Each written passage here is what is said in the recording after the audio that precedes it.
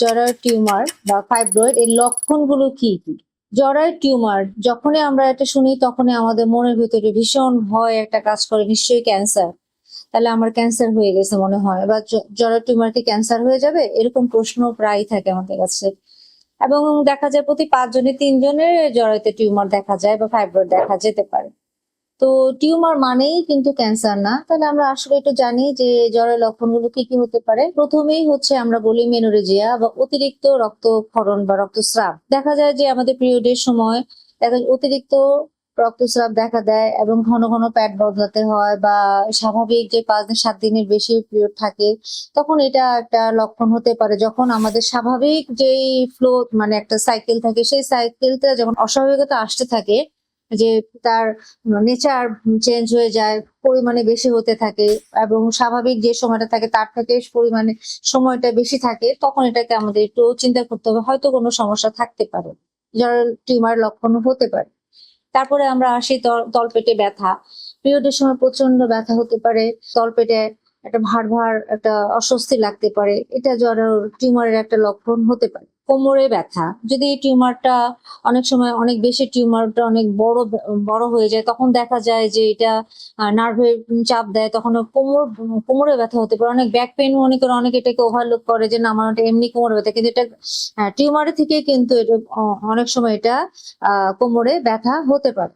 ঘন ঘন প্রস্রাব হওয়া, অনেক সময় দেখা যায় যে জ্বরের টিউমারটা যখন বড় হয়ে যায় তখন আমাদের জ্বরের সামনেই থাকে মূত্রথলি, তো জ্বরের টিউমারটা তখন মূত্রথলি থেকে প্রেসার দেয়, চাপ দেয়, তখন অনেক সময় আমাদের সেন্স আসে, ঘন ঘন পেশাব হবে, এরকম একটা সেন্স আসে, অনুভূতি আসে, এবং তখন মানুষ মনে করে হয়তো আমার প্রস্রাবে ইনফেকশন হচ্ছে, কিন্তু আসলে কিন্তু একটা টিউমারের লক্ষণ হতে পারে। আরেকটা হতে পারে সন্তান ধারণে বিলম্ব হতে পারে। দেখা যাচ্ছে আমরা সন্তান ধারণের জন্য চেষ্টা করছি, কিন্তু দেখা যায় সন্তান ধারণ হচ্ছে না, বা বারবার গর্ভপাত হচ্ছে, তখন আমরা এটা ফাইব্রয়েড বা টিউমারের একটা লক্ষণ হতে পারে।